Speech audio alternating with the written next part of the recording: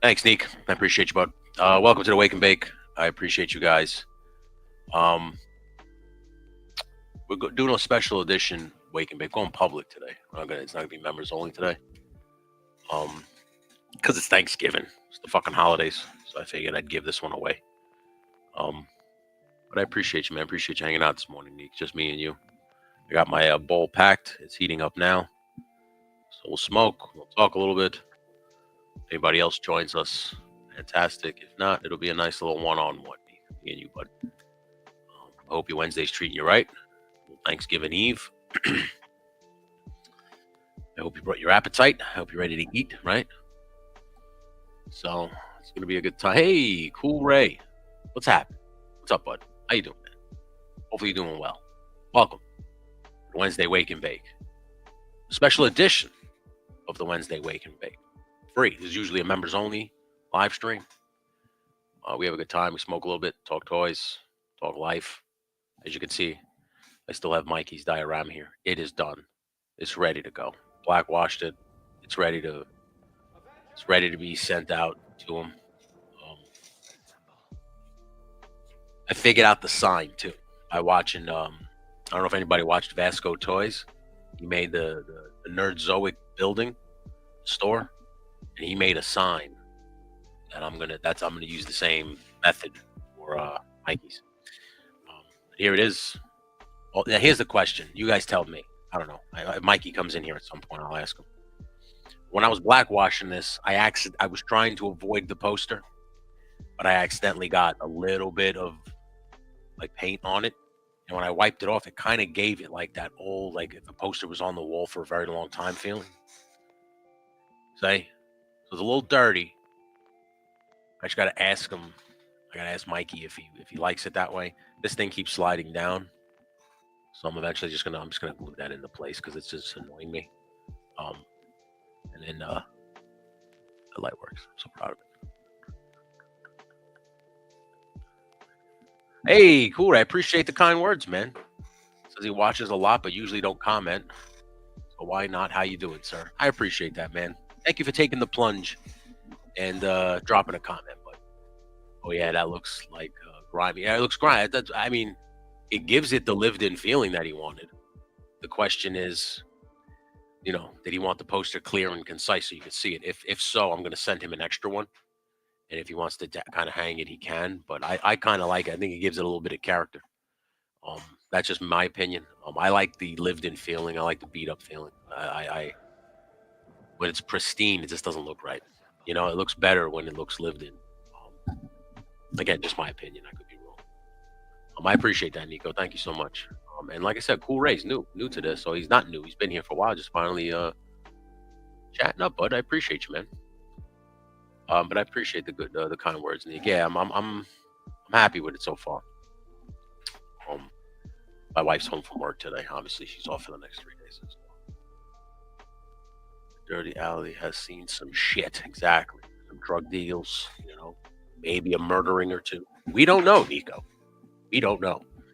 I don't know if anybody else watched the D&D stream yesterday, but I discovered a lovely thing now that I got my new, as you can see, I have my broadcast headset on like I'm commentating a wrestling match.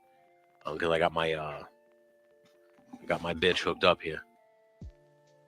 My Roadcaster. I can do all kinds of fun stuff. And I was doing this yesterday. I don't know if anybody heard me yesterday, but I when I was in D&D, I got in a character. Hey, Nico Trana says good morning. She says good morning. Hey, look at this. Jason Angelista in the house. Good morning from Chicago. Bum, I missed last night's D&D stream. It was a good time. I had one of my wings cut off. Do you know who cut those wings off? I did, in a blind rage, apparently. And I used this voice, and I was angry. Very angry. I love this thing.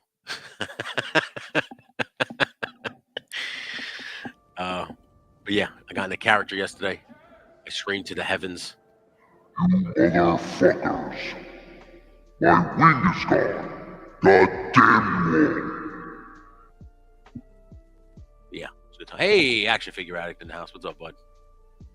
How you doing, man? It is. It is, right? I hit, we all know that Zakanin hates gnomes, apparently. So I hit him with my little gnome voice. Like, what's your problems, Kanan? Why do you hate the gnomes?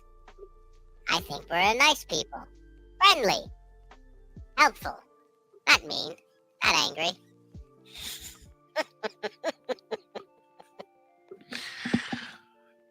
I'm like a kid in a candy store when I get these fucking toys, man. I swear to God. I did get a lot of stuff. I'm glad you're in here, Action Figure Addict. I downloaded one of my favorite sound drops of all time.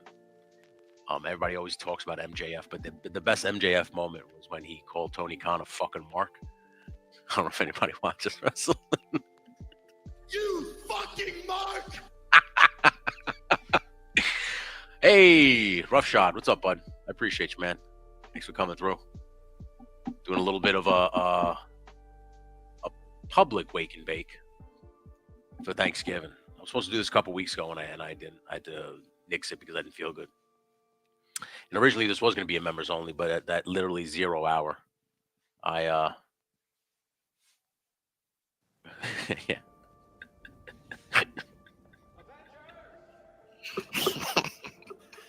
Hogan, he's about to drop the leg.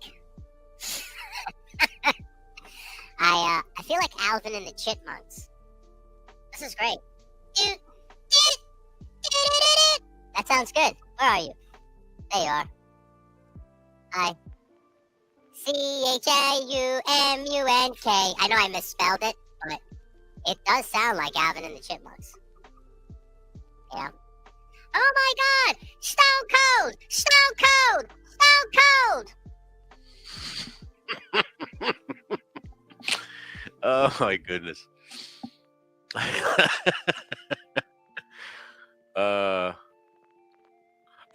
yeah, I am. I have my Roadcaster. I have my Roadcaster set up.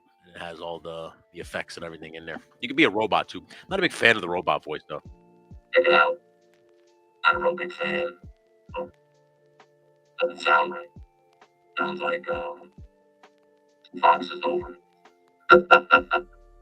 He's not over it. He likes the voices. ATI, Artificial Tony Intelligent. Ask me anything. I will answer. Boop. Gonna go Sapphire. Hello. Welcome. I am Siri. Ask me anything. Welcome to Movie Phone.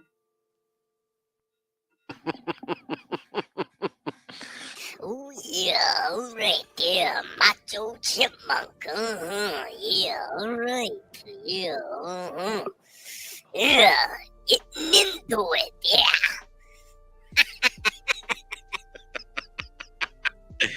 That was good. Wait till little Tony hits his puberty. It's gonna be like this. I'm about to hit my puberty stage. Uh-oh, hear it? Comes. Wait. What happened? Yesterday on the yesterday on the post show. Actually, it wasn't even on the post. It was after I wrapped up. Me, Mikey, and Zakanan started joking around, and Mikey was like, "You sound like you sound like what's his face, Will Ferrell from Old School when he gets stoned." I like you. You're crazy. you're crazy, man.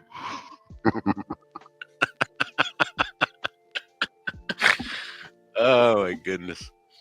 I'm having trouble getting the fences to print right. I'll bring it tonight when I'm home from work, bro. Oh, you printed something? Yeah. Hey, thank you, Anthony Ramirez. I like your voice. Why, thank you. I like yours. Welcome to the Wake and Bake. Please give a like and subscribe if you haven't. Hit that little notification button. When I go live, you'll get, notified. All these nuts to bury.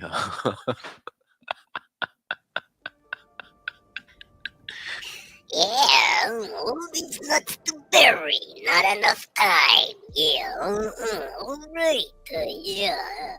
Everybody have a good Thanksgiving. Yeah. I miss you too, man. I assume this is FNB. It is. I miss you too, buddy. More than you know. Fat nasty bastard. He's hanging out today, this morning, in the Wake and Bake. I got my, hey, got to catch you all later if you don't. Great Thanksgiving, Tony and Crown Fox. Same with everyone else. I've come to watch. Thank you, man. I appreciate you. Jason Engevalist says happy Thanksgiving. And it is Anthony. Hopefully you're having a great day, and you got work, I assume. Anthony Ramirez is an old, very, very old friend. So it's a very day. He was a wrestler by the name of the Fat Nasty Bastard. Anthony Ramirez. Obviously. But I miss you too, buddy. Hopefully you're having a great day. Hopefully the family's doing well. Hopefully your Thanksgiving is going to be great, bud. But I do miss you 100%. You met him. He looks like Felix. Yeah, Felix's brother. That's how we judge. Who's that guy? This one looks like Felix? Oh, yeah. What's up, Felix? I appreciate you, man. Thank you so much. He's laughing. I appreciate you, man. Hey, Jeff. How you doing, man? It's good to see you guys. Jeff was a fan of the voices, too. Weren't you? You like that voice, didn't you, Jeff? Welcome to the Wake and Bake. Speaking of which, I smoke a little weed right now. Hate this little thing. Hold on. Wait. Hold on. It's coming.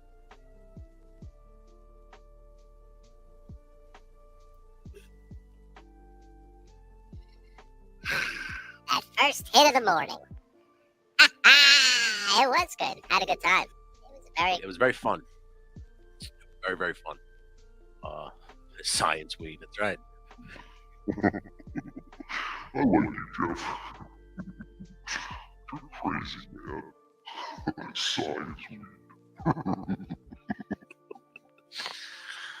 Oh, my God. I have too much fun with these things. But I did, I pre some stuff. I didn't do it all just yet. I got to do a couple Hogan drops, a couple of obviously Savage drops. There's a few like movie ones I did so far. I got this one. What? Fucking high! Are you out of your mind? This house is a fucking prison! I'm playing bullshit! In the galaxy of this sucks camel dicks!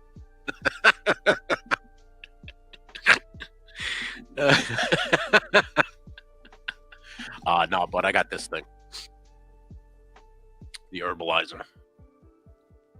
It's made by two gentlemen from NASA. And hey, Turkish Murphy in the house. What's up, bud? How you doing? Hey. Turkish Murphy in the house. Just for that, you're getting this. Hello, Turk. It's good to see you, buddy. Welcome to the Wake and Bake. Uh-oh. What's up, Tony? Hey, Figure Fight Club in the house. What's up, bud? It's good to see you, man. Hopefully you're all having a great Wednesday. First hit of Galaxy Gas. That's right. That's right.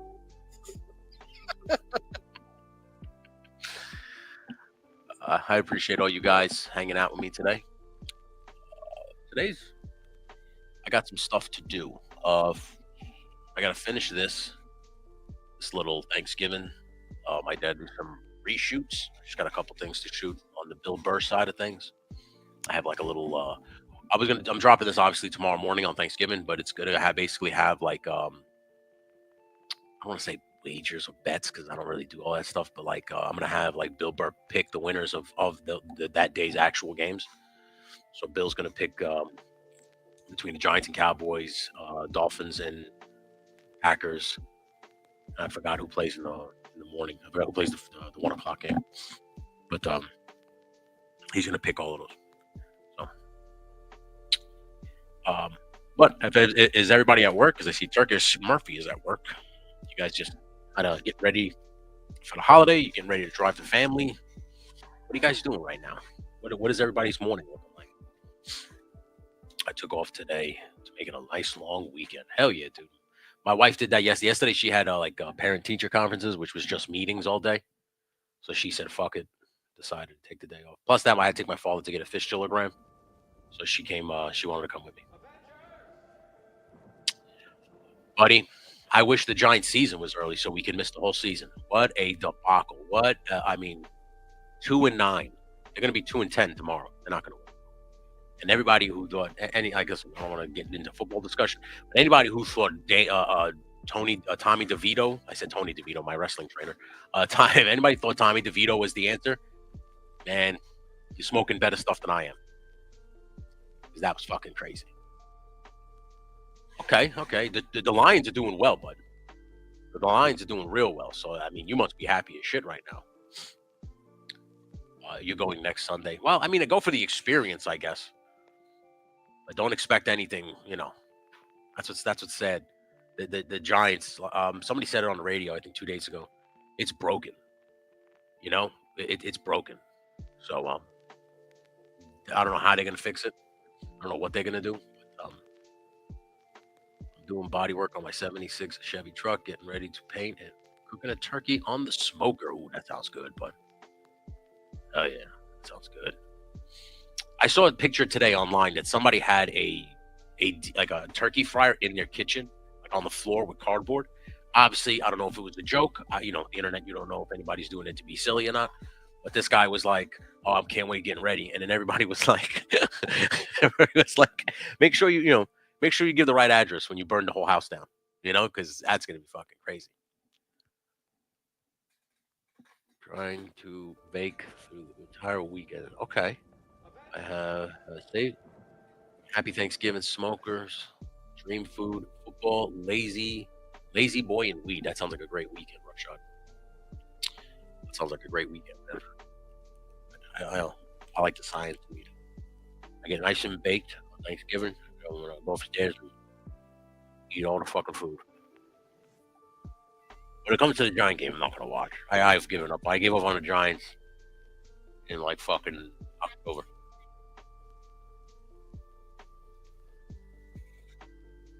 What?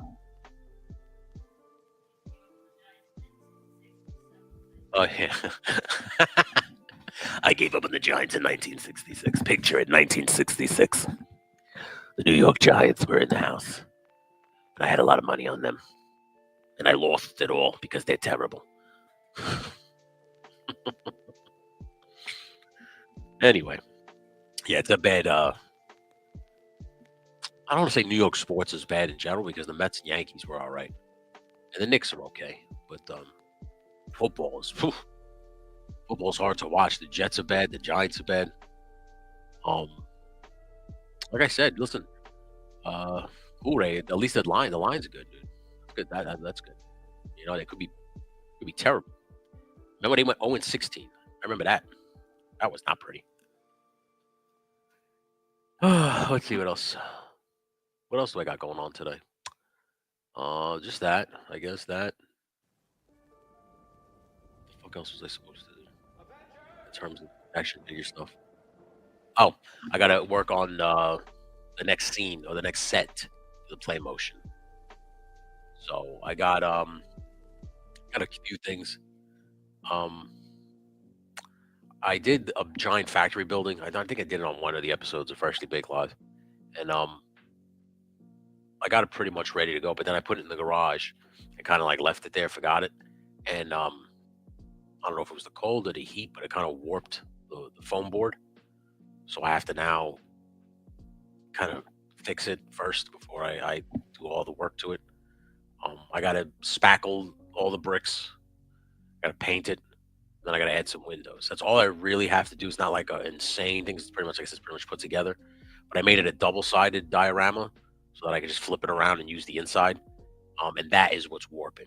So I'm going to try to fix it as best I can. And I'm going to beat it up anyway because it's supposed to be like an old gym. Or like a factory that was converted to a gym. So it's going to be a lot of that fixing. So I think next week's Freshly Baked Props, that whole week is going to be me doing that on that diorama.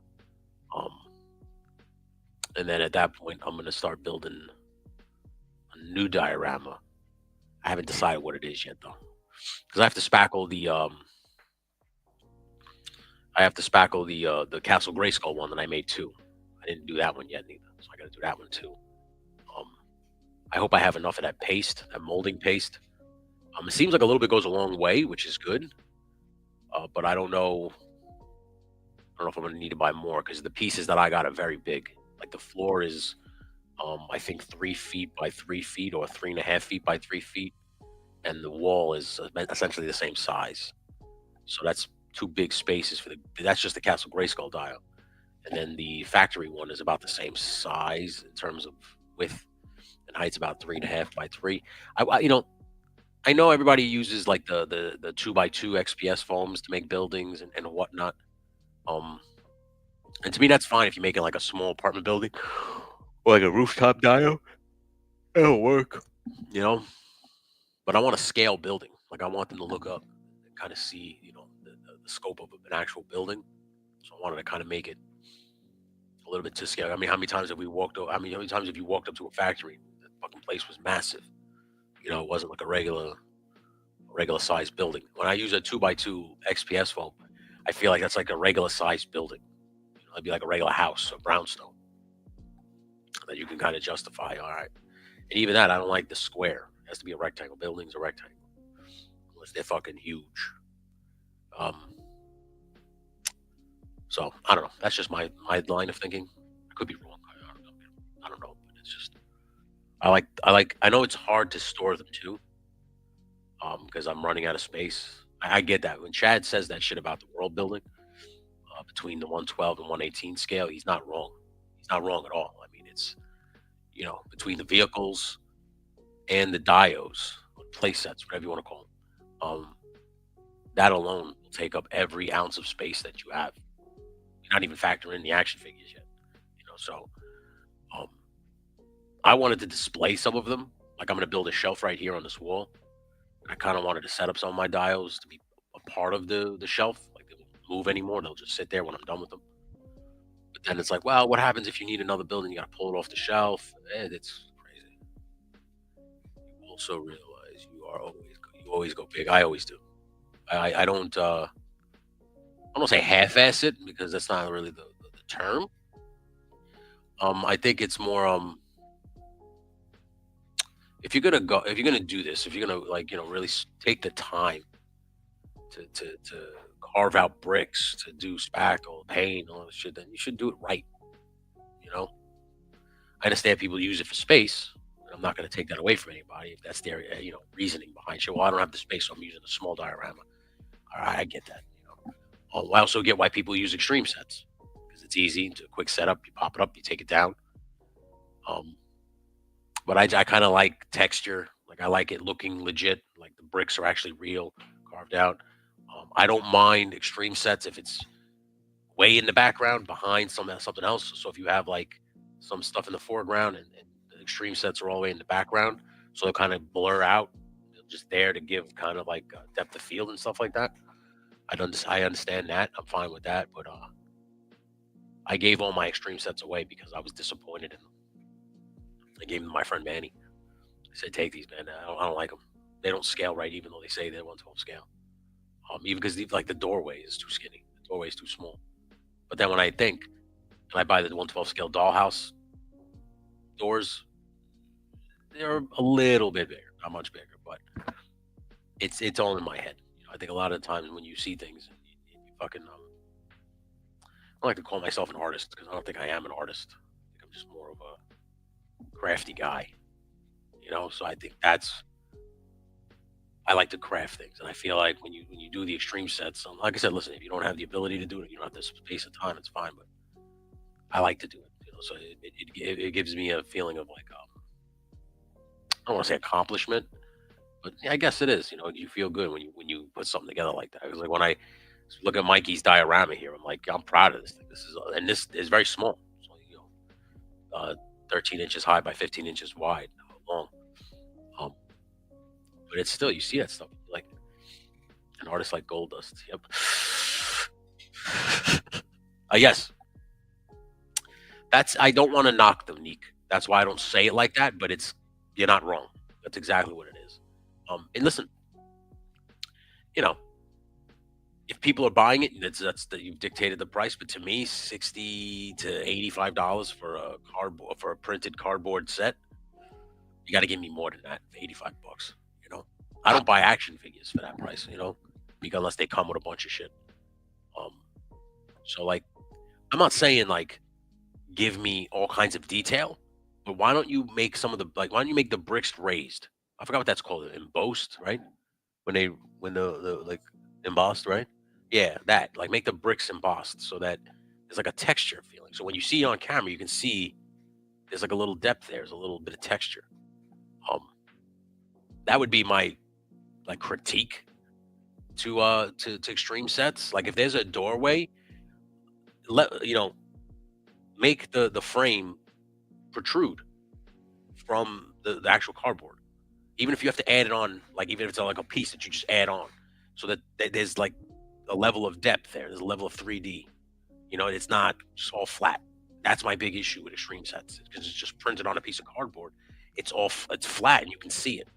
So unless you're doing a shot where it's really blurry behind them, a lot of times you can immediately tell when it's an extreme set. I've never once saw a picture and was like, "Oh, is that did they make that diagram?" You can tell it's extreme set. Like I said, it works in a pinch. And in fact, I would use the extreme sets wrestling one, the arena, because I mean, you can set up action figures as fans. Don't get me wrong, but like that first row should be like that. Then when you go up to the bleachers, I'm fine with that being the extreme sets because that blurs out. No one's gonna see that. It's gonna get dark anyway. Yeah, that's basically what he does. WSC Stage Creator. He's a great fucking YouTuber. If you like wrestling, play motion. What happened? I emailed him. He never answered. That's what happens when you have a million subscribers and your videos get a shit ton of views. But I commend him because he got he's got an insane following and all he does is wrestling play motion. It's pretty crazy. I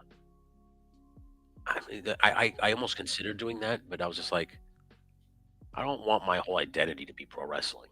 It's bad enough that I have, outside of this and shit like that. So I didn't want to take that to this now and all toys and wrestling and stuff. That's why I kind of stuck with superheroes and that shit. I'd rather do that than fuck around wrestling. I'll do some, but I'm not going to make that the whole thing. That was one of the reasons why I didn't turn this whole channel into that. Because when I saw WSC Stage Creator and I saw a couple other ones who do it, I wanted to give it a shot. Dude, you have no idea. I'm so sick of it. So sick of it. We don't do House of Glory no more because I told them that I was raising the price at the beginning of the year, and they literally just went and hired somebody else. Didn't tell us nothing. Just went and hired somebody else. Like I said, it was in that moment I realized that, the ones that, and I mean this with all due respect, but obviously I don't give a fuck. But the ones who make the most money are the ones that are always willing to nickel and dime. They don't always they'll cut out the costs other places, and production is always at the top of that list. Huh? Very, very unprofessional. Yes. Yes. It does suck. But it's like you kind of develop a rapport with somebody. Like, for instance, this was Brian XL. And I'm thinking that we're on this. He understands we do good work and everything like that, and sent him a very professional letter telling him how it was going to go, and didn't even respond back to it. Just went and hired somebody else. Basically, told me to fuck off. So, it was in that moment, Anthony, that I decided right then and there, fuck wrestling. Fuck it. We don't do wrestling no more. Like, I'm not doing production. I only do production for BCW, and that's only because Anthony, until the new year, and Anthony Cole has until the next one to pay, because I told him about my price increase. So he agreed to it. If he doesn't pay, then we're done with wrestling completely. The only thing we're doing right now is extreme cage fighting, MMA in Queens. We do it at that same building that House of Glory does it. Yeah, it does. What? Who's wrestling? The lookalike? Yeah, for me. Are you feeling St. Felix? He's wrestling where? Oh yeah, I'm gonna talk about that in a second. Yeah, and then we Felix's little company that he's starting up here. I told him that I'll film it as long as it's exclusive rights to False Finish. So I'm gonna post on the False Finish YouTube. He agreed. All his people agreed. So we're doing that starting next year. We got a building up here. Felix just has to do some paperwork, some LLCing, and shit like that, and then we'll we'll be off to the races, Anthony. But we're even going to open up a school called the Gimmick Factory. It's an MMA gym that we went to. You definitely can. The doink spot you talking about? You definitely can. Good morning, Fox, Legend, and the legendary chat. Thank you, Mikey. What's up, bud? It's good to see you, man. Legend. Oh, I said your name first because I love you. I love you with all my heart. The absolute love of my life. I can't help it. I was happy before we started. Because I took one look at you and I fell in love with you all over again. Gimmick Factory, I love it. Thank you, bud. Yeah, we even have a logo.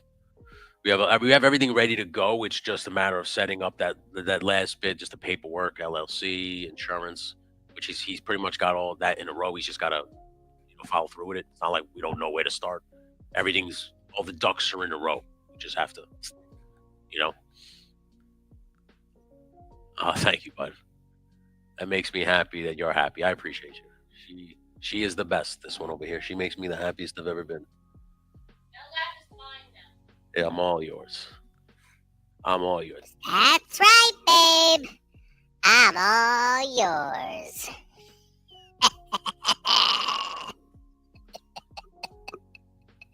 You can't hear, but I'm using the voice changer right now. What? Oh, you know? Good. Only you make my voice go this high.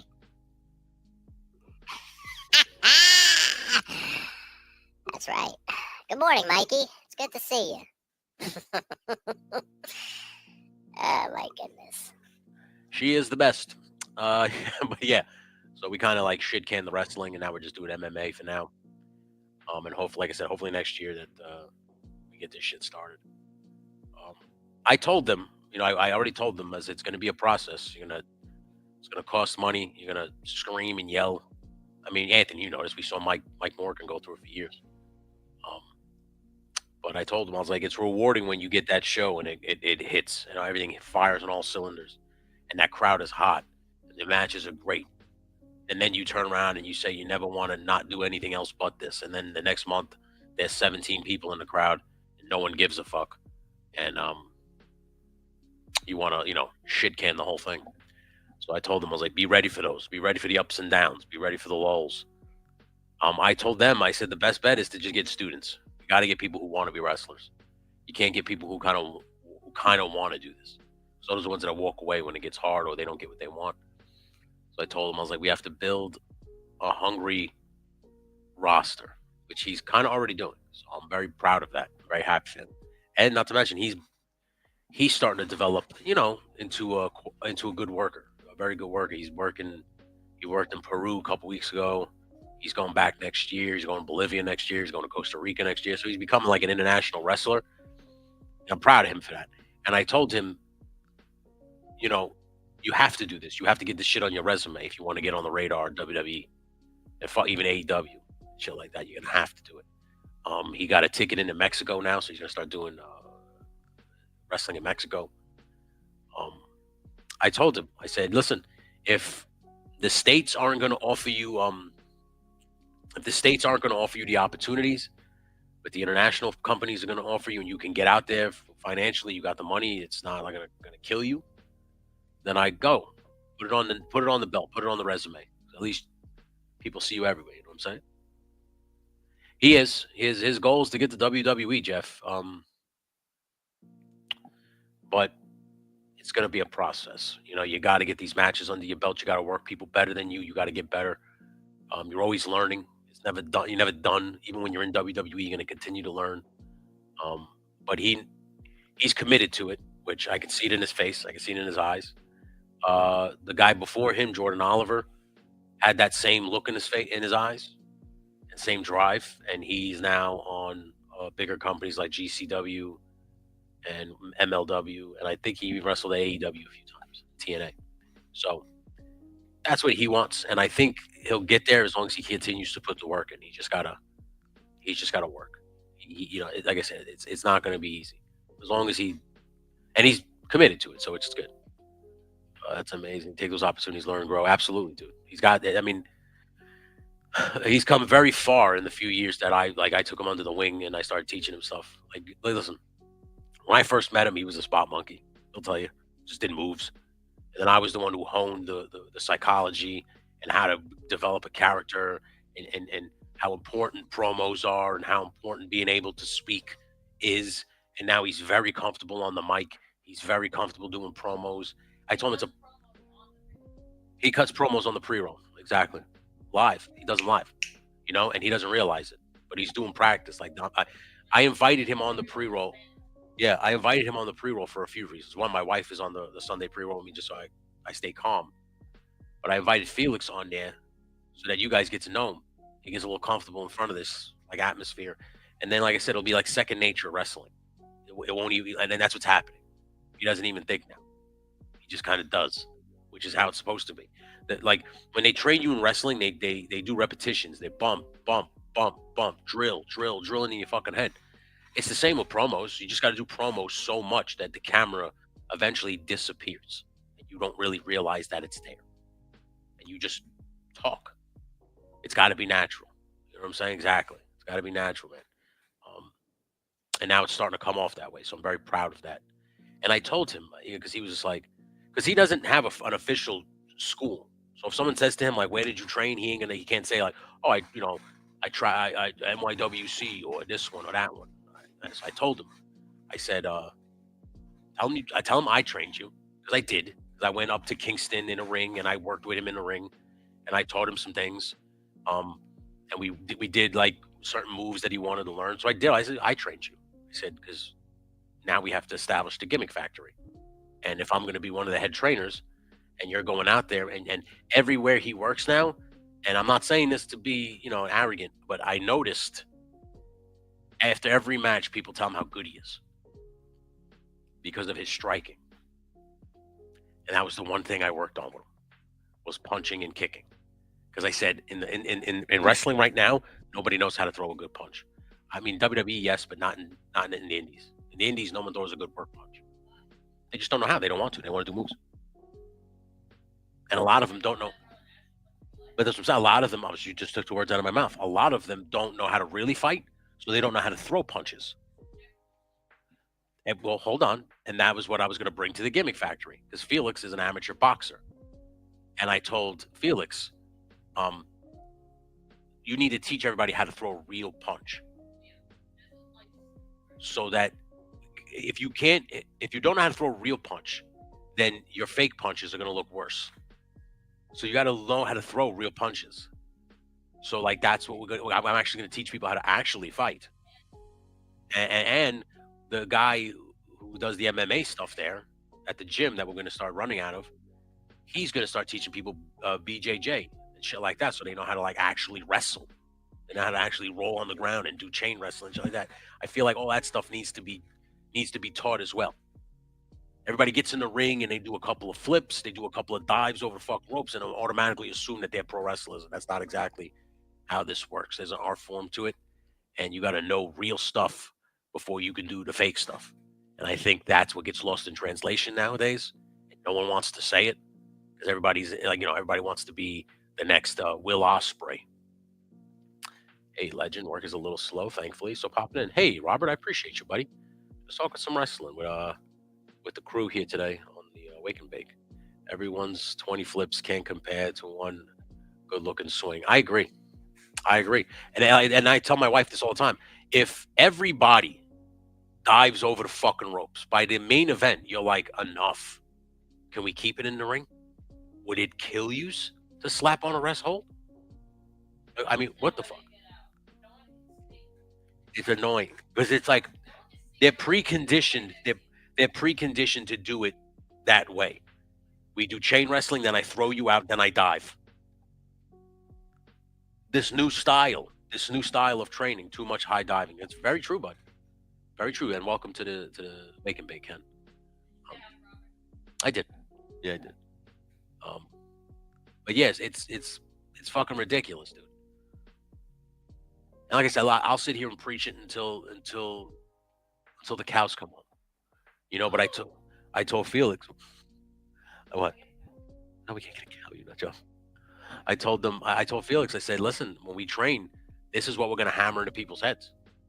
Because the place that we're going to has a promo room too. So I said to him, I was like, every few weeks, there's not going to be getting in the ring. There's not going to be no ring time. We're going to go into that promo room, and I'm going to make everybody cut a promo. Because I was talking to Cheyenne, Anthony. Yeah, sure. I was talking to Cheyenne, and Cheyenne said that when he goes to interview people, even for his podcast, they run. They don't want to do it. Like, they don't want to talk. And he was like, what the fuck? Like, when he was CCW, when he was doing BCW, he was the interviewer for BCW. Like, he had to chase people down to do promos. Exactly. Then I said, if you want to fucking do dumb shit, that's the thing too. And a lot of people, a lot of times, and I'll say this until I'm blue in the face as well. I like technical wrestling. I like this, and I like. And you don't know pro wrestling. If you like technical wrestling, watch UFC. Watch UFC. Watch amateur wrestling if you like technical wrestling. Because technical wrestling to us is just chain wrestling. To me, that's all technical wrestling is. Okay? Because everybody and their mother can throw a German suplex. You just got to learn it. It's not that hard. Yeah, if I taught her, she could. Yes, it's not that hard. You just got to plant your feet. The Blue Thunder Bomb. But, like I said, it's just, you're not watching it for the story then. Then you don't understand storytelling. You don't understand ring psychology. This is why I can't be in the business. Too many oversensitive. I know why. Anthony, I know why. What? Because they're like actors.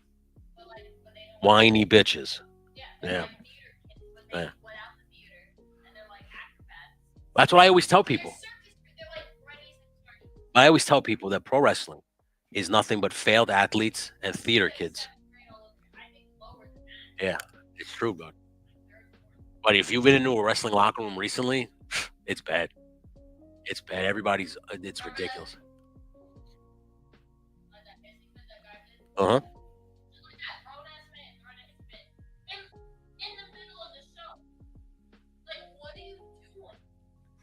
Middle of the match. Yeah. That was fucking crazy, dude. It's crazy, man. There's a level here that just isn't. Everybody talks shit about the Undertaker now too, Anthony. They say that Undertaker called people soft. He called this era soft, and somebody called Undertaker weird. I forgot who it was. Some fucking interview guy. From AEW. It's like, shut the fuck up. How dare you? How dare you say something about the Undertaker? Guy wrestled with broken faces, broken ribs, concussions. Get the fuck out of here. That's why he's saying you're soft. What? Yeah, well, wrestling always follows the pop culture stuff, yeah. With wrestling, I like a good match, but something has to be behind it. That's part of the reason why I really enjoy modern wrestling. Why are they fighting besides a title? It's the truth, because here's the thing, bud. Back, like, I don't say back in our day, but back in that Attitude Era, back in that era of wrestling when we were kids and we were watching it, that's what drove the shows, was the story.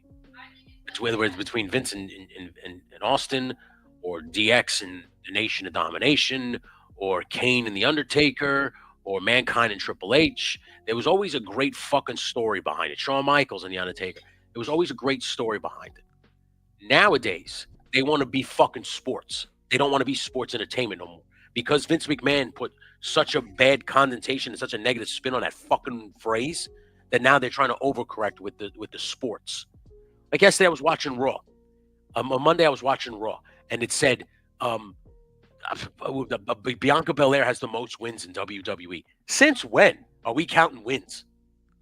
When I put on AEW and they have win-loss records. What the fuck? This isn't real. It's fake.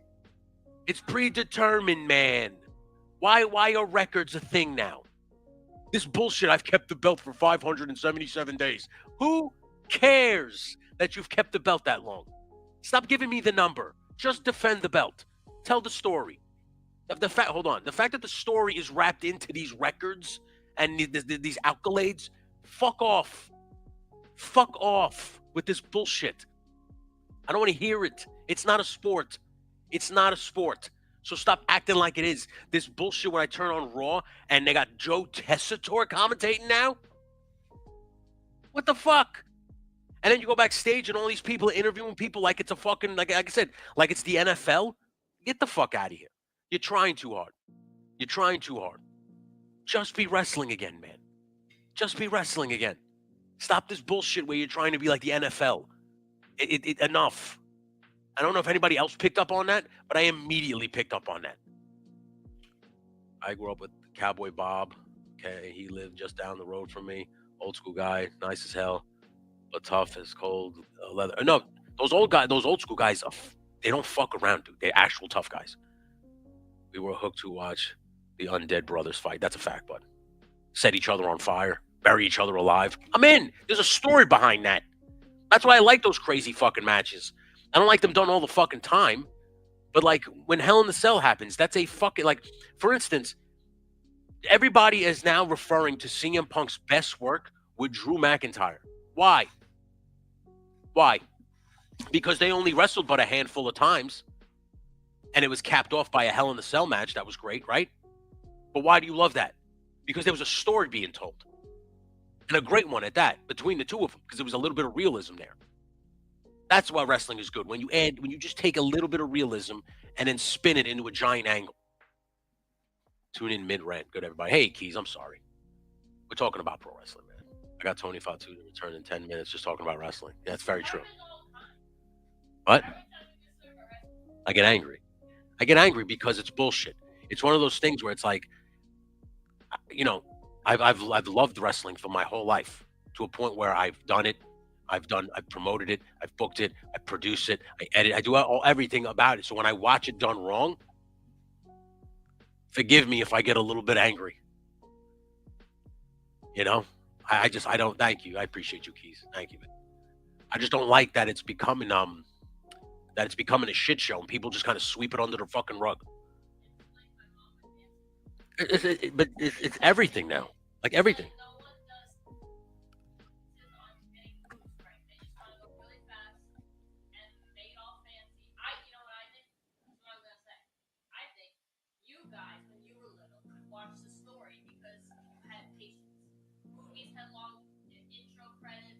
I see that. Yeah. There's got to be an immediate payoff. That there can't be a long. Yeah. Our minds now are so effed up with technology and iPads and TikTok.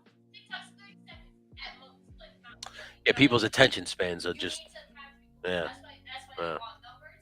That's why they want flashy outfits and weird moves. They don't care about the story. Here's what's popular in movies and TV now. Yeah, movies suck. Dumbest shit. Yeah, movies suck now. The dumbest shit. Yeah, So yeah. it's like, no one, and also no one can be entertained easily anymore. It's because we've seen everything, right?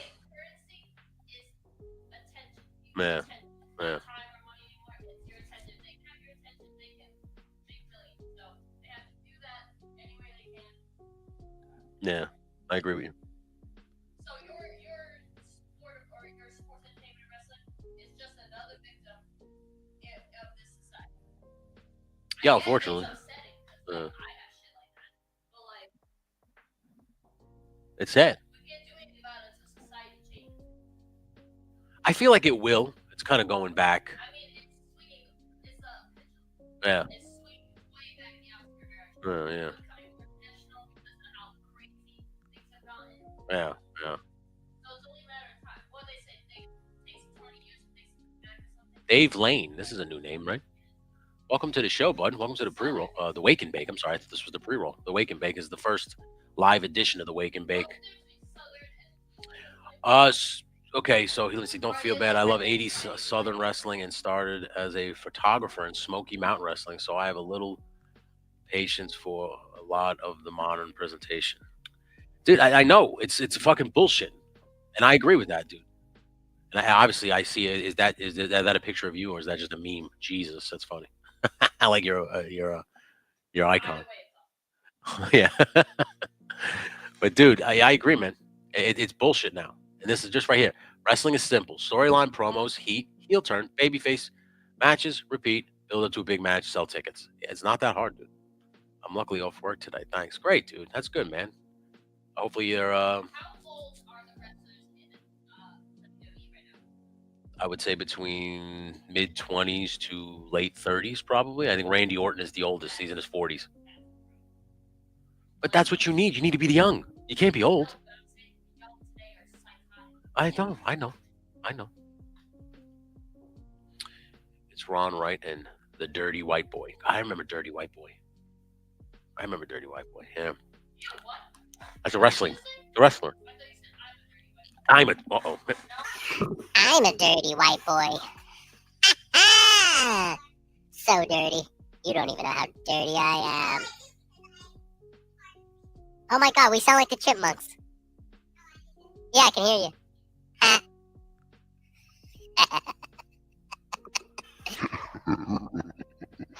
You're crazy, man. I like you, but you're crazy.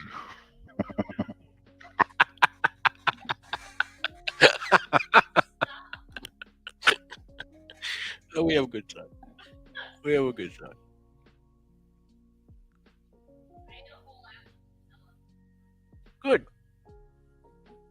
My sister-in-law is calling me because they want me.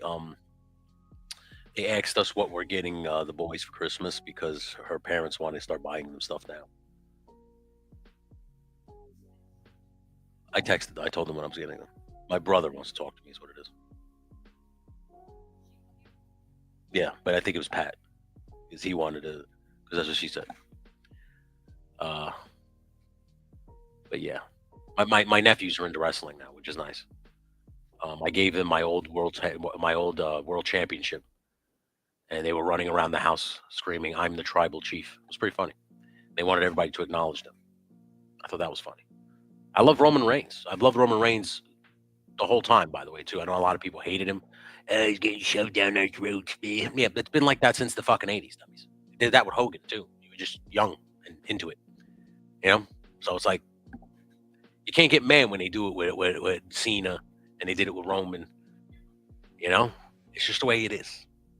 That's how wrestling works. That's how Vince worked. That was Vince's method. I'm going to shove it down your throat until you like it. You know? Goddamn right. Anthony acknowledges the tribal chief. My wife hates Roman Reigns. I don't know why. I saw a lot of Smoky Mountain Wrestling. They toured through my area a lot. Hell yeah. Smoky Mountain, that's the one with Jim Cornette, right? Jim Cornette ran that shit.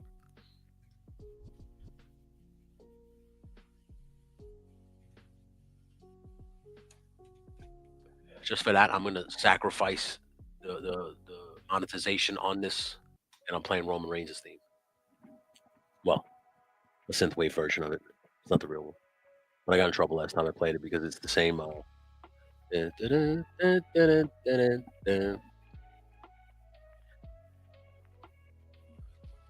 so we're having a great Wednesday, man. I appreciate everybody hanging out with me. Obviously, I appreciate in the area in Slidwell, Louisiana. Jim Duggan came out in a damn gorilla suit to mock Junkyard Dog in front of a mostly black audience. He said later he was terrified that he would get stabbed. God damn. That you see that? Yeah, that's a racist thing to do. You can't do that now. That was I mean, you're talking Junkyard Dog and Jim Duggan. That had to be very early 80s, late 70s.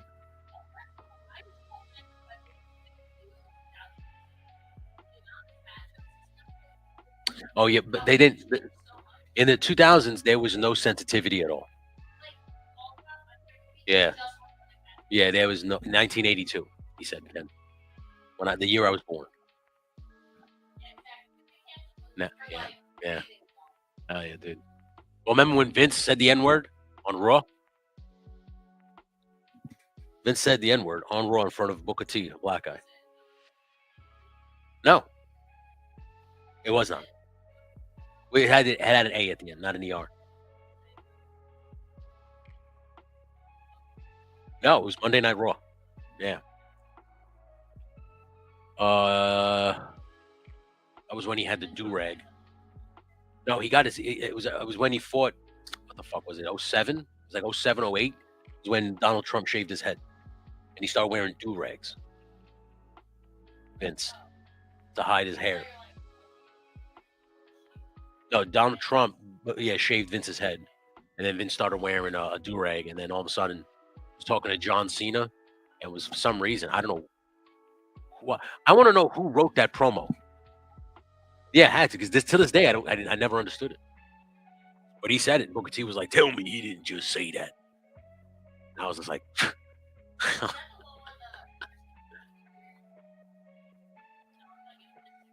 "That's Mr. T." Booker T is Booker T was a great pro wrestler. I grew up with Lawler in Memphis, NWA on TBS and WWF on USA. Golden time. Maybe you talk about primetime wrestling with Bobby the Brain and Gorilla Monsoon. That was great. I used to love that stuff. And then it became Raw, obviously, in 1993. I think Piper was on there a lot too, on primetime wrestling.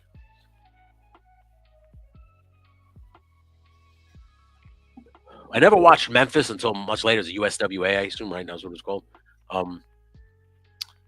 But I would catch I would catch WCW or NWA on TBS every now and again on the Superstation, 6:05 on Saturdays. But I was a WWF kid going through from New York, man. So WWF is all I watched. Superstars on Saturday. What was the Sunday show? They had two shows on Saturday and Sunday. And I used to watch those, and then obviously used to watch primetime wrestling on Mondays. The Attitude Era was fun. It was fun, but it was a debacle. It was a debacle, dude. Like if you ever watch back the Attitude Era, there's never like a straight winner. It always ends in a schmaz. It's always a fucking disaster. It was the Attitude Era, while entertaining in terms of the storytelling, was very all over the fucking place. I grew up with Crockett, NWA, and fell in love with Memphis via tape trading. Yeah, tape trading. That's how I discovered a lot of this stuff too. That was the best times. Tape trading was good, man. That's how I discovered ECW. That's how I discovered New Japan, All Japan Wrestling. Through tape trading. People were like, Hulk Hogan wrestled in Japan. I was like, what? And you actually see Hulk Hogan doing like chain wrestling. You actually see him doing technical wrestling. That blew my mind. The first time I saw Hogan drop a fucking drop toe hold into a hammer lock, right up into a wrist lock and shit. I'm like, what the fuck? When did Terry Bollea learn all this stuff? So fucking crazy. But that's why when anybody tells me Hulk Hogan sucks, it's like, oh fuck, you don't know wrestling then.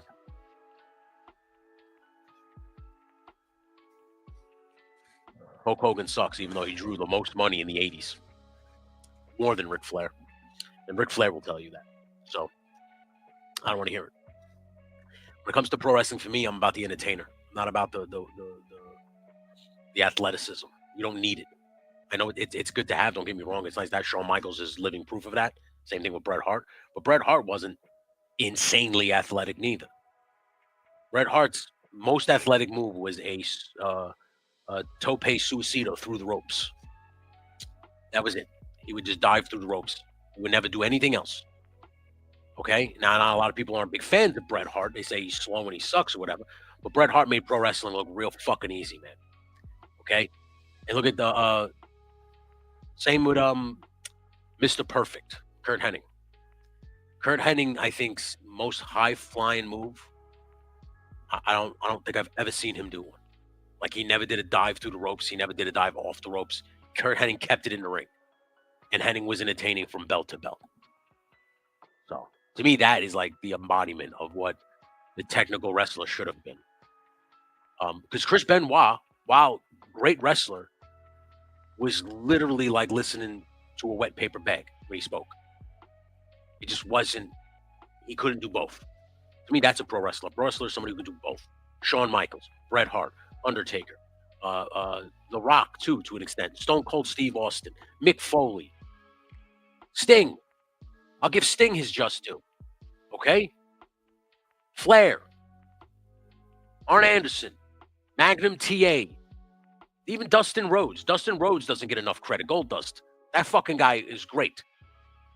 Like those guys are to me what we should be listening. Who we should be listening to. I know Shawn Michaels runs NXT, but when you watch NXT, I've caught a couple NXTs.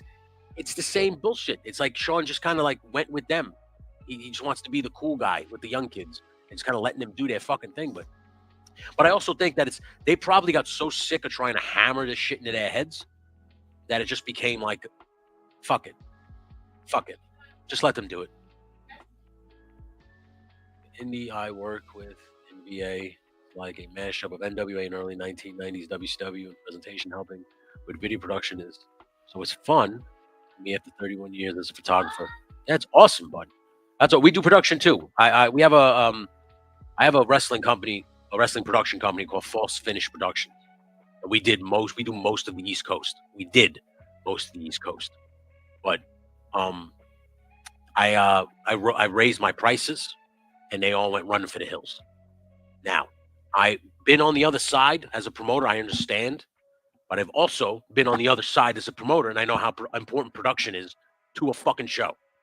So if you want to present this to people, whether it's the fucking internet or live, whatever the fuck it is, it should look right, and I know how it should look, and I'm very good at that part. And you know, they didn't think so. They didn't think I was worth what I was saying. And, you know, you can only go along with that for so long before you turn around and go, and fuck this. And that's what happened, man. That's basically what happened. So, exactly. Because I did know my worth. And when I said my worth, they didn't want to hear it.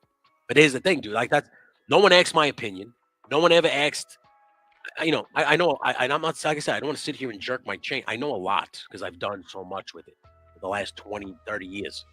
Okay, so it's like one of those things where I kind of know what I'm doing. But the problem is, and this goes into it like what we're just talking about, this younger generation, they don't want to fucking hear it. They don't give a fuck what you got to say.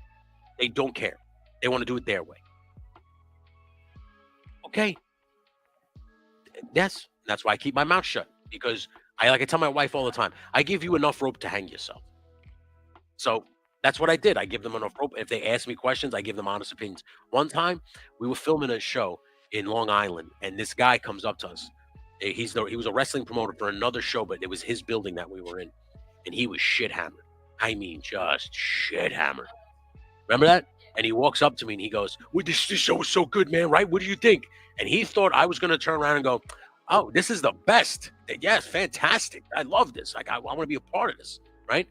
I literally told him, I said, I could tell you, it would take me quicker to tell you what I liked than what I didn't like. And he goes, what are you talking about? What? And I go, are you kidding me? This fucking guy's almost killed himself fucking 7 times. I thought we were going to watch like a catastrophic injury. And you thought that was entertaining? You thought that was good. And he was just kind of like baffled that I would just sit there and just tell them the truth. And I said, that's exactly what I said to you when we walked out. Is like, they want to hear what they want to hear. When they hear the truth, they don't want to fucking hear it. And Anthony, you'll attest to this. I learned that from Mike Morgan. Mike Morgan never pulled punches. He just told you exactly how it was. And if you liked it, good. If didn't, too fucking bad. That's how he felt, that he told you his truth. And that's what I learned from him. So when I tell you the truth, it's not because I'm knocking your company. It's not because I'm telling you you suck. I'm telling you what I saw from my perspective. And I've said that to wrestlers constantly, and they've hated me. Listen, there was a guy who, when I was wrestling, he wanted to wrestle for my company. I said, you need to train. He refused to train. He asked me how good he was doing. I said, you suck because you won't train. It's literally all I said to him. He went and told everybody else who would hear it how much of a piece of shit I was. I was an asshole. Okay? Then come to find out a couple years later that he knew that I was right the whole time. He didn't want to hear the truth. He apologized to me. Okay? Yeah, and he said everything. I'm sorry, I just didn't realize because I didn't want to realize it. Look, of course you didn't want to realize it. Who the fuck wants to be told that they have to get better? I understand. It sucks. But if you don't put the work in, and if you can't take constructive criticism, then pro wrestling, like the entertainment business, is not for you. Because that's all this is. It's rejection, criticism. That's all it is. So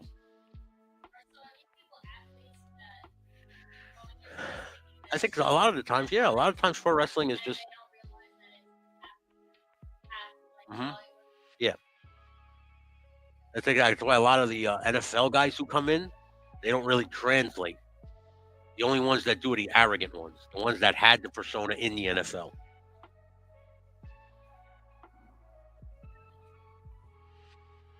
I appreciate you. Thank you. Good production. Good producer. You stop being pretty. I'm gonna tell you right now, okay? What you're doing to me isn't cool. There's something happening under this table, boys. The problem is, if there was, Thank you. I appreciate it. Yeah. She has. She's tried to distract me from streaming a few times. It doesn't happen. Very good. I'm like the Green Lantern. I have a great willpower. I do. It's one thing it's one thing I will admit to. I'm very good at that. What is everybody looking forward to on Thanksgiving? Are you looking forward to the football games? Are you looking forward to the turkey? Are you looking forward? Okay. What's your favorite food from Thanksgiving? Mashed potatoes. Yep, nailed it. Yams. No. Okay, so that's 2 for 2. Well, I know it's not turkey. Okay. What are you looking forward to? Oh, stuffing. Yeah. Yeah. Which is odd. Because that's when the giant bird is there. That's funny. No, Kansas toys now. Now we've turned our attention to the NFL being soft. I think it's just it's the era. It's the era we live in. Everybody's soft. Everybody's sensitive. Look outside of your Yeah. neighborhood. How many kids outside riding bikes in the park? That's true. They don't. Like, you don't even know neighborhoods have kids. They have signs that say, "Watch our kids." Where are they at? In their rooms, on their team. Wow, do you see this? We grill on Thanksgiving. Tacos, chicken, brisket, and whatever else shows up. That sounds good. I've never thought of that. And you know what's funny is my grill is outside, ready to go. Is grilled turkey good? I mean, has anyone ever? I mean, I've heard of smoked turkey and deep fried turkey. I know you can't fit a whole turkey on the grill because it's too big, probably. What happened? What'd you say? Dry. Yeah, it's dry. Yeah. They say that deep fried is the juiciest, but it's such a fire hazard. You know? Yeah, it's got like a crisp because of the deep fried, right? Sweet potatoes, ham, and stuffing. And my mom's. I was going to ask you to say that word. Galactic-barico. That sounds. Deep fried turkey is damn good. And Keys Toy says. Okay.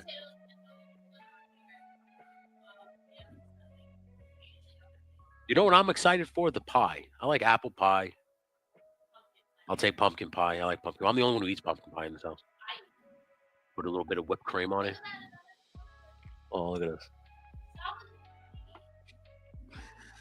You got it. If I don't have a turkey delivered to my house by 5 p.m. tomorrow, I will freak. I've kidnapped your turkey. If you want it back, you sent me $100 in crisp $1 bills. What? No, it's a dead turkey. Oh, it's a live turkey then. Then you will kill me.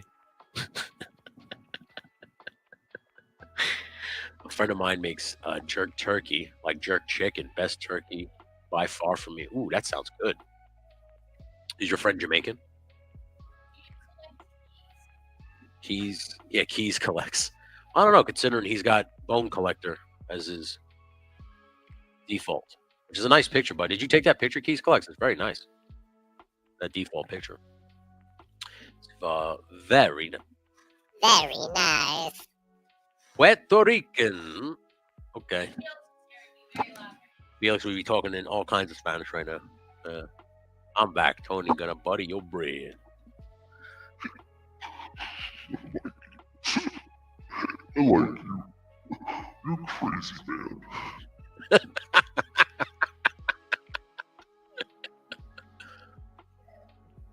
Bend over and touch your toes. I want to show you where the wild goose goes. Baby, I'm gonna butter your bread. I did that. Thanks. That's a great shot, dude. Great picture. You're making me hungry. I know. I haven't eaten anything yet. I'm just getting here stoned. You did. I'm proud of you. Yeah, we will as soon as we're done here. As soon as I wrap it up. Couple minutes. I gotta finish smoking.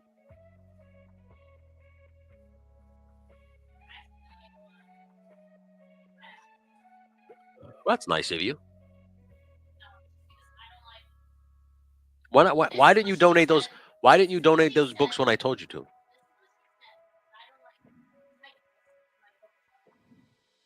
Okay.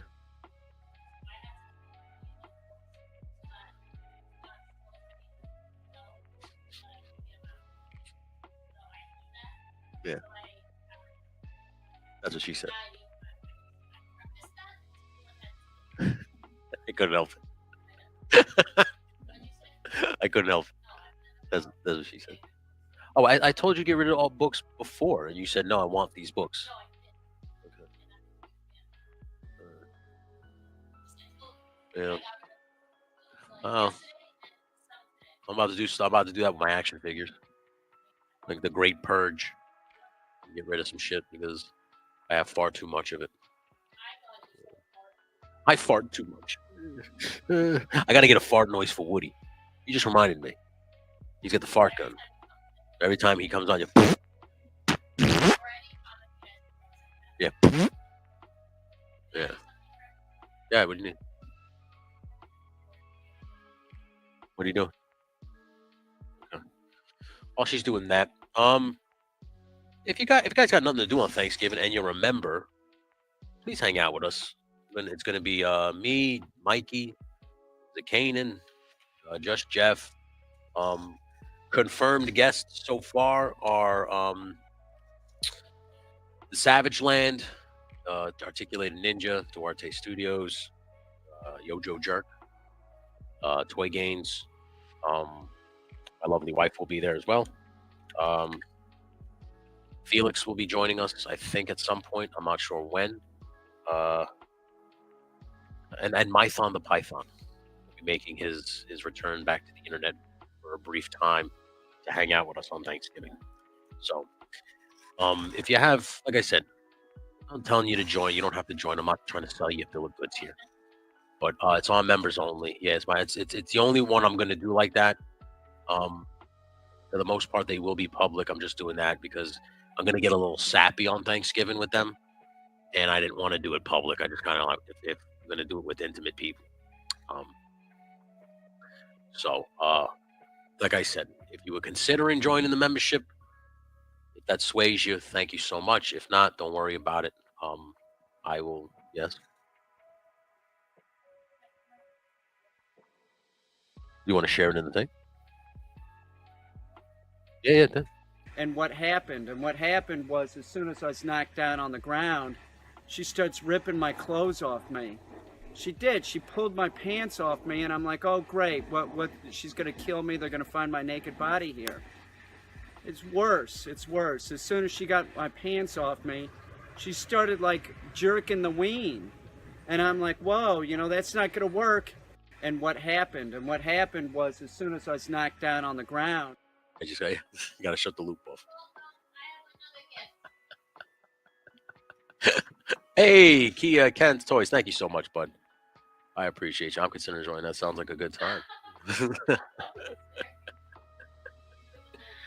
Yeah. Oh, you're gonna be there. We're gonna have a good time. Yes, I do. Acknowledge me!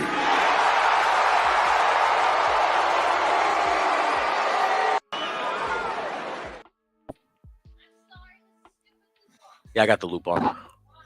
Because when I go to end, stream ended, it loops. Then stream started and whatnot. But thank you. Thank you, Ken's Toys. I appreciate you. Like I said, we're going to have a good time tomorrow. Yeah, good. There's another gift for my wife. Happy Thanksgiving.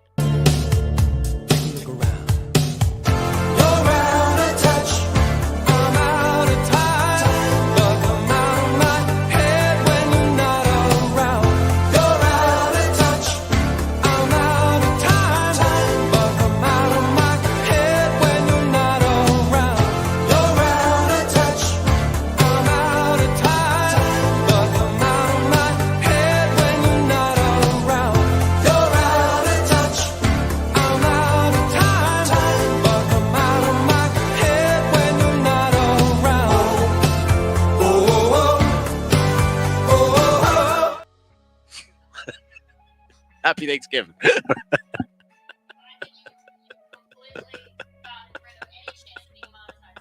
I don't care. It's fine. I don't give a shit. That was worth it. It was worth it. My wife has fallen in love with that clip in a matter of minutes. When I played that on Sunday, I said it's going to be my new outro for the pre-roll. And she was like, yeah.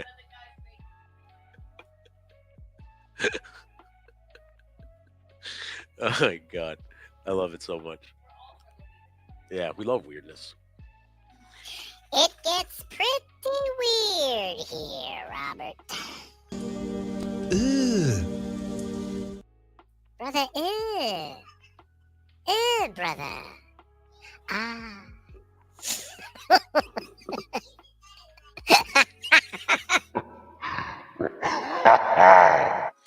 Yes, I appreciate that. Thank you. Yes, it does get pretty weird here, Rob. We love weirdness.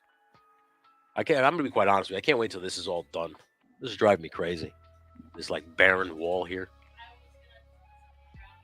Yeah, it's fucking annoying. I can't wait to get all my shit up there. I have so much shit I gotta set up. I can't wait. So this is basically how I'm gonna do it. At least this is what's running through my head. I'm gonna a giant shelf that goes all the way to the floor and is about as high as the door here. So that's as high as the shelf will get. It'll come all the way down here and then down this way, right? And then from this window here, all the way back to the door will be a shelf to the floor. And then whatever I don't fit on that shelf is all the shit that I'm gonna sell, donate, give away.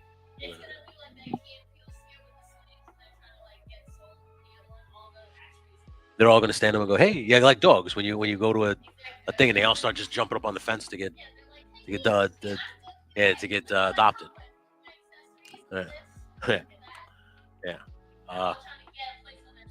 Yes. Yeah. But speaking of giveaways, on New Year's Eve.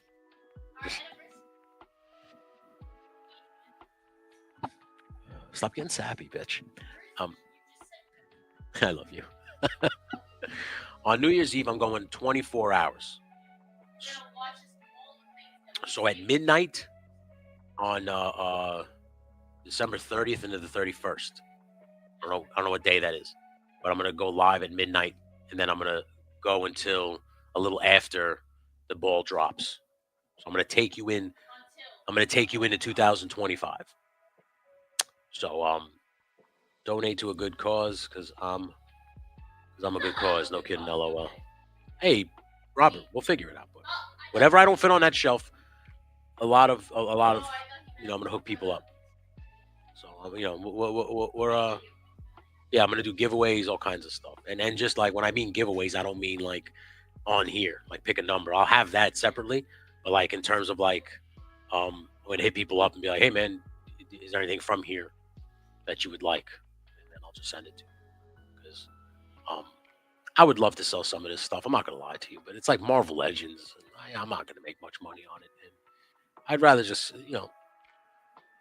at least send some of these things to people. Like, I don't know, maybe JMK might need something for a custom and he sees, Tony, send me that, so just kind of that kind of stuff.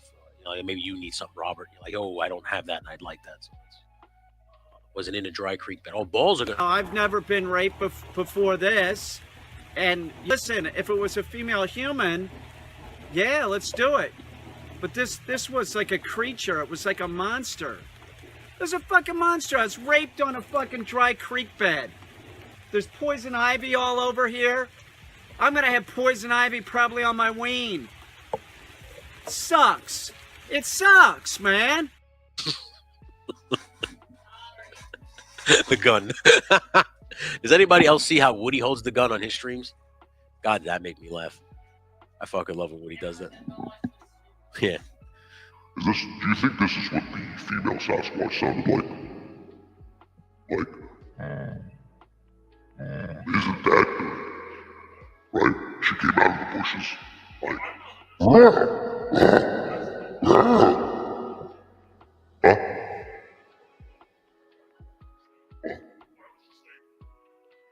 Oh, because she blew him, and then he blew his load. Hold on, guys.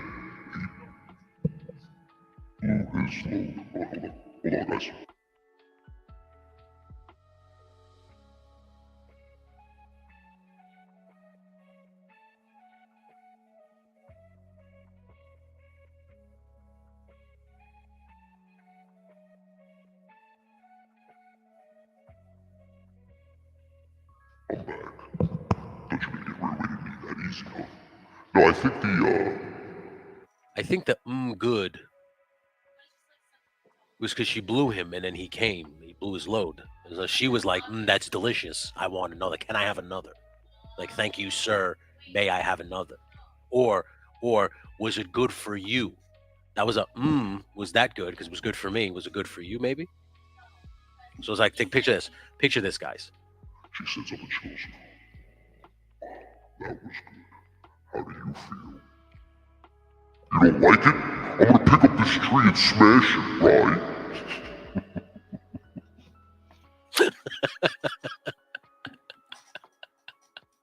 He goes, Jabba the Blunt. That's a great name, Keys. I don't know how to speak like Jabba the Hutt, so I'll just talk gibberish. I like you guys. You're crazy. Oh my goodness gracious. I love you, babe. I'm thankful for you on Thanksgiving. I'll tell you that right now. What did I stumble into here? Hey, Mike Owens. Hello, Michael. Welcome to the Wake and Bake. I'm pretty stoned, man. Everything feels slowed down. Whoa. I can hear my hair growing.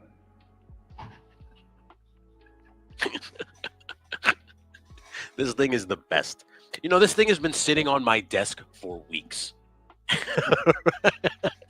It has been sitting on my desk off for weeks. I haven't fucked with it. I turned it on yesterday and figured out that you could do effects on here, and then that was it. I was like, no, I'm talking about I love the herbalizer. The herbalizer. But I can bring it up real high too, Mike. Whoa. I'm Anthony the Chipmunk. How you doing?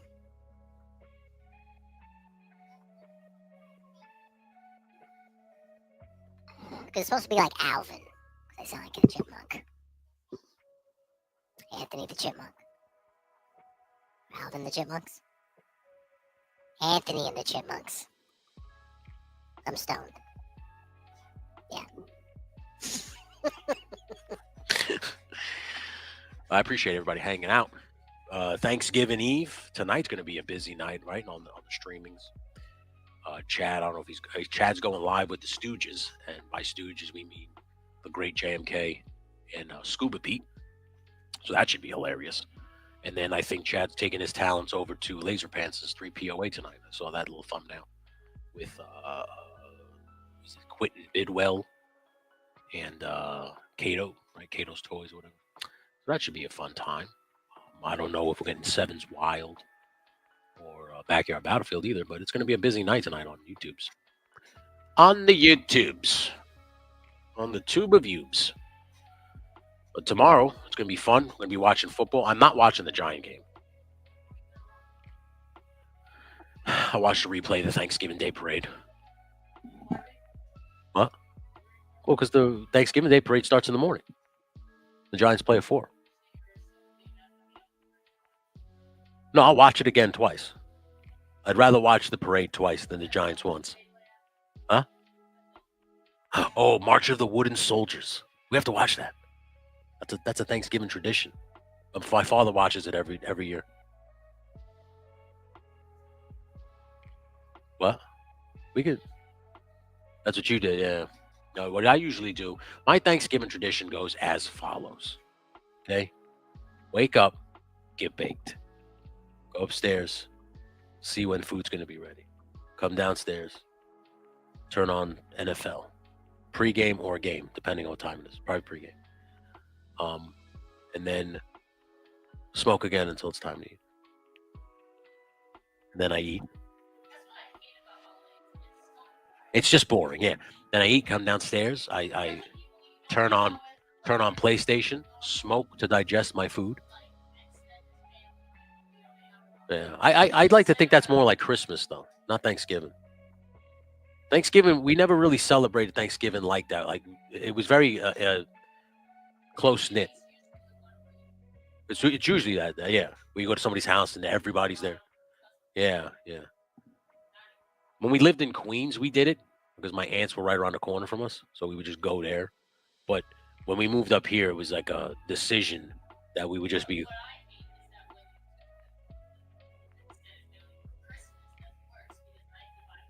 Everybody, yeah.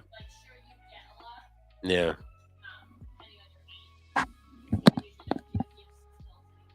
Yeah. Yeah.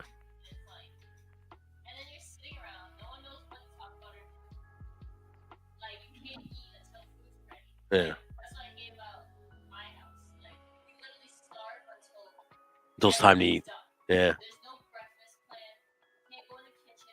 But I think that's isn't that tied into the mystique of Thanksgiving? Like you starve yourself until the food is ready.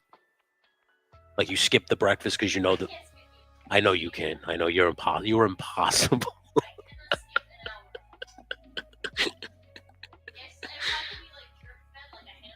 Yeah. Yeah. That's funny. It is true though. You need to eat every hour on the hour. As long as I get dressing, which I make now since Pop's passed, or yeah, Pop, right? Papa's passing. Watch planes, trains, and automobiles, and I'm good. You know, trains, planes, and automobiles. I just saw a clip for that this morning on Facebook, and I was like, I think I wanted to make that a Thanksgiving tradition as well. JMK. So I'm glad you brought that up. What's that?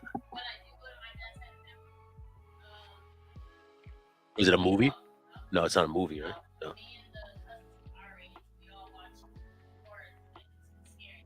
Oh.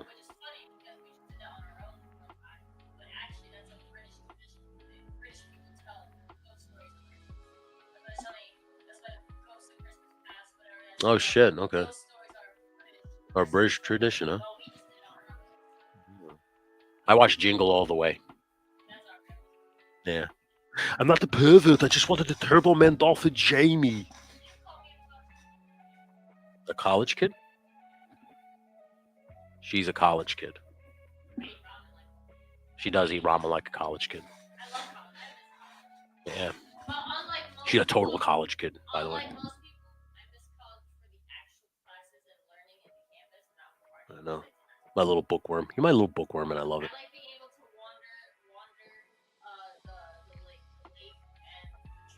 Yeah.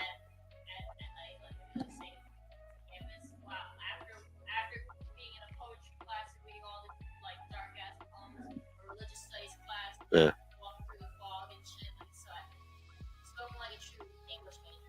That is very true. Yeah. And also, I loved going. It was a snowstorm. Everything was canceled, so my friend and I went to the darkest part of the campus during a blizzard. Yeah. It was awesome. It was like 5 million around here. It was like so badass until we started seeing shapes moving in the dark, and we saw. You got a little nervous there, didn't you? And footsteps that went like this in a circle, and then they just like Gremlins and Silent Night, Dead Night 2. Those are movies. You know, I got to say to all you guys, I have never honestly, because I'm on a big screen here, I'm seeing everybody's icons like crystal clear for the first time. This is my laptop. But I'm used to looking on the laptop where you don't really see the icons. And you guys are having awesome icons. What's Estelle's? Estelle is gonna go to dinner. Make sure the meatballs don't get burned.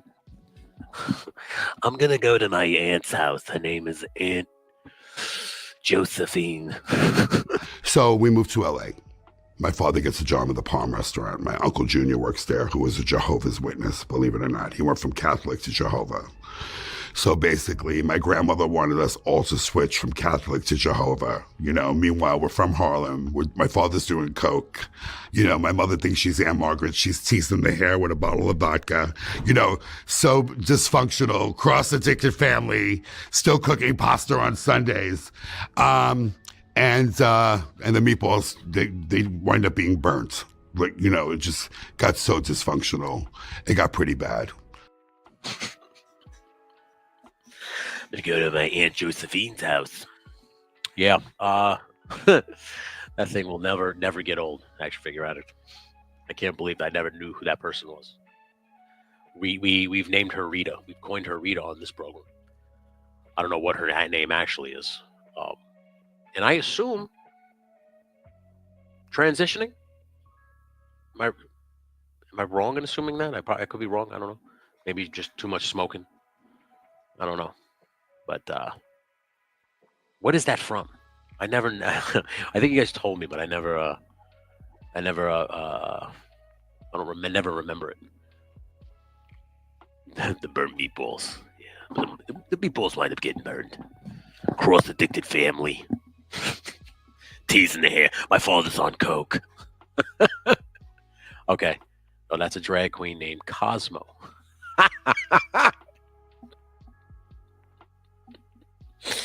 Why didn't you tell me that earlier? I would have just kept the name. Auntie Cosmo. Oh my goodness gracious.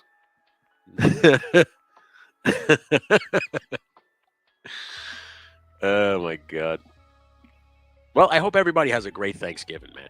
Like I said, we're gonna have a good time. It's gonna be quiet here. We're not going anywhere. Gonna just stay here with my family, and might even go upstairs and help. We'll see. We'll see how I feel. This morning I woke up in such pain. I still think that's Greg the Hammer Valentine.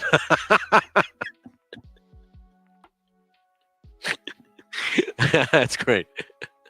Rita does have a better ring to it. Yeah, you're right. You're right. Maybe that's her real name. We didn't know it. She just calls herself Cosmo because that's the gimmick. You know, that's the work name. Maybe it's Greg the Hammer Valentine's brother. You know? Steve the Mallet.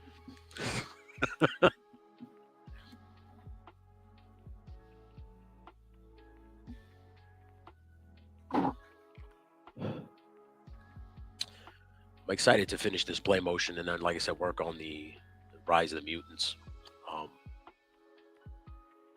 can't wait to get it done. I still got to do part 3 and 4. You know, the balls on that lady.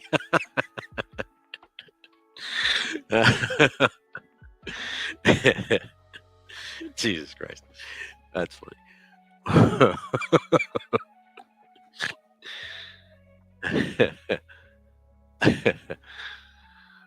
Anyway, like I said, I hope you guys have a great Thanksgiving.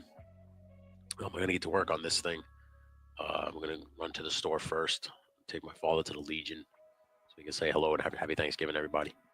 And then let's work for the rest of the afternoon, and then I'll just bark. I gotta get that clip too. Just remember that. And then we'll catch you guys in the chats. Probably start with It's Chad, work our way through as always, right? That was a Bigfoot in the dry creek bed.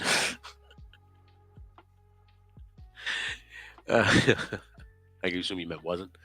That was Rita. It was me. I was waiting. When I saw Peter King, dog trainer, That's when I made my move. Wait, is she? Yeah, I think that's what we deciphered just now. Uh, uh, I'm baked. I'm baked. And they're making me laugh. Goodness gracious. You guys are the best, man. Yeah, like I said, I'm gonna start getting ready, start my day. Actually, I started my day with the wake and bake with you guys. I appreciate you. But I'm gonna get this shit over with. Like I said, I'll catch you guys in the chats. I'm just gonna hit you with it now, considering it's Thanksgiving Eve and starting tomorrow. It's the holiday season, so I already made some holiday graphics. So I'm gonna hit you with that starting today. Again, thank you for joining us who aren't members. This is every Wednesday, members only. I just made this public today because it's Thanksgiving, and I just I said fuck it, let's go public. But if you like this, you want to join, you know where the button is. I appreciate you guys, man. As always, thank you guys. Have a great Thanksgiving, and I'll catch you guys tomorrow night with the team, the crew. Yeah, yeah, yeah. And we're gonna have a nice fun party. So until then, guys, have a great rest of your Wednesday. Stay baked, man.